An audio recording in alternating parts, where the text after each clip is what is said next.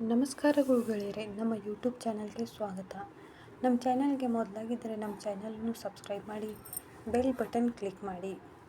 ವಿಡಿಯೋಗೆ ಶುರು ಮಾಡೋಣ. ಕರ್ನಾಟಕದಲ್ಲಿ ಬಡ ಕುಟುಂಬಗಳಿಗೆ ಸರ್ಕಾರದಿಂದ ದೊರೆಯುವ ಅತ್ಯಂತ ಮುಖ್ಯವಾದ ಸೌಲಭ್ಯಗಳಲ್ಲಿ BPL ಪಡಿತರ ಚೀಟಿ, BPL ರೇಷನ್ ಕಾರ್ಡ್ ಒಂದು. ಅನ್ನಭಾಗ್ಯ ಯೋಜನೆ, ಉಚಿತ ಅಕ್ಕಿ, ರೇಷನ್, ಗ್ಯಾಸ್ ಸಬ್ಸಿಡಿ, ಆರೋಗ್ಯ ಸೇವೆಗಳು, ಶಾಲಾ ವಿದ್ಯಾರ್ಥಿಗಳಿಗೆ ಸ್ಕಾಲರ್ಶಿಪ್ ಹೀಗೆ ಅನೇಕ ಸರ್ಕಾರಿ ಯೋಜನೆಗಳನ್ನು ಪಡೆಯಲು BPL ಕಾರ್ಡ್ ಅತ್ಯಗತ್ಯ. ಇತ್ತೀಚೆಗೆ ಆಹಾರ ಸಚಿವ KH ಮುನಿಯಪ್ಪ ಅವರು ದೊಡ್ಡ ಘೋಷಣೆ ಮಾಡಿದ್ದಾರೆ. ರಾಜ್ಯದಲ್ಲಿ ಅನರ್ಹ ಕಾರ್ಡ್ಗಳನ್ನು ರದ್ದು ಮಾಡಿ ಅರ್ಹ ಬಡವರಿಗೆ ಶೀಘ್ರದಲ್ಲೇ ಹೊಸ BPL ಕಾರ್ಡ್ ವಿತರಿಸಲಾಗುತ್ತದೆ.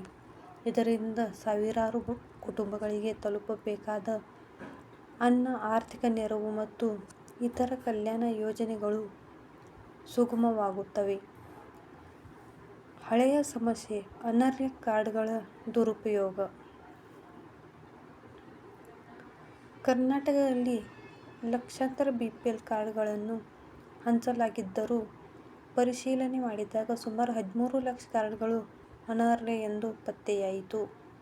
ಹಲವರು ವಾಸ್ತವದಲ್ಲಿ BPL ಅಬವ್ ಪಾವರ್ಟಿ ಲೈನ್ ವರ್ಗಕ್ಕೆ ಸೇರಿದ್ದರೂ ಅವರು BPL ಕಾರ್ಡ್ ಪಡೆದು ಸರ್ಕಾರದ ಸಬ್ಸಿಡಿ ಬಳಸುತ್ತಿದ್ದರು.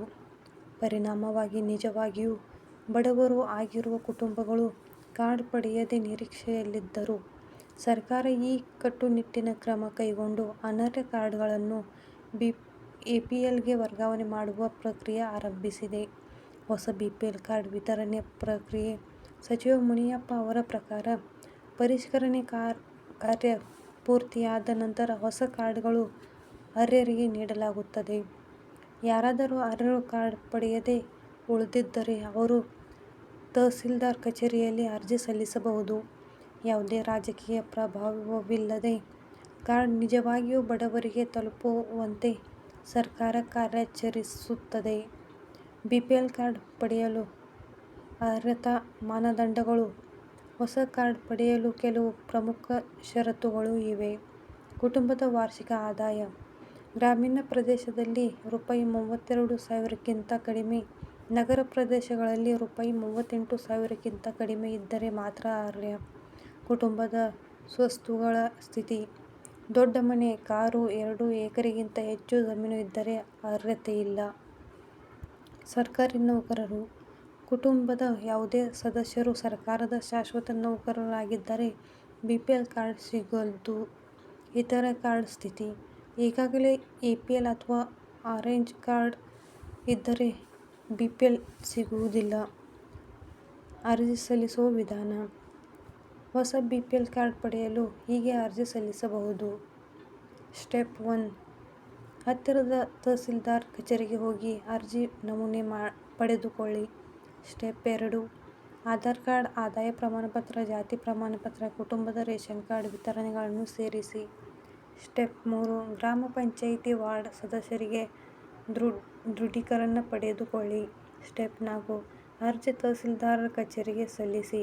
ಸ್ಟೆಪ್ 5: ಪರಿಶೀಲನೆ ಬಳಿಕ ಅರ್ಹರಾದವರಿಗೆ ಹೊಸ ರೇಷನ್ ಕಾರ್ಡ್ ನೀಡಲಾಗುತ್ತದೆ. BPL ಕಾರ್ಡ್ನಿಂದ ಸಿಗುವ ಸೌಲಭ್ಯಗಳು: ಅನ್ನಭಾಗ್ಯ ಯೋಜನೆ: ಪ್ರತಿ ವ್ಯಕ್ತಿಗೆ ತಿಂಗಳಿಗೆ 5 kg ಅಕ್ಕಿ ಉಚಿತ. ಅನ್ನ ಸಂಪೂರ್ಣ ಯೋಜನೆ: ಕಡಿಮೆ ಬೆಲೆಯಲ್ಲಿ ಗೋಧಿ, ಕೆರೋಸಿನ್. ಆರೋಗ್ಯ ಯೋಜನೆಗಳು: ಆಯುಷ್ಮಾನ್ ಭಾರತ, ಆರೋಗ್ಯ ಕರ್ನಾಟಕ ಯೋಜನೆ ಅಡಿಯಲ್ಲಿ ಉಚಿತ ಚಿಕಿತ್ಸೆ. ಶಿಕ್ಷಣ ಸೌಲಭ್ಯಗಳು: BPL ವಿದ್ಯಾರ್ಥಿಗಳಿಗೆ ಸ್ಕಾಲರ್ಶಿಪ್, ಉಚಿತ ಪಠ್ಯಪುಸ್ತಕ, ಹಾಸ್ಟೆಲ್ ಸೌಲಭ್ಯ. ಗ್ಯಾಸ್ ಸಬ್ಸಿಡಿ: ಉಜ್ವಲ ಯೋಜನೆ ಅಡಿಯಲ್ಲಿ ಉಚಿತ ಗ್ಯಾಸ್ ಸಂಪರ್ಕ. ಗೃಹ ನಿರ್ಮಾಣ ನೆರವು: BPL ಕುಟುಂಬಗಳಿಗೆ ಸರ್ಕಾರದಿಂದ ಮನೆ ನಿರ್ಮಾಣ ಸಹಾಯ.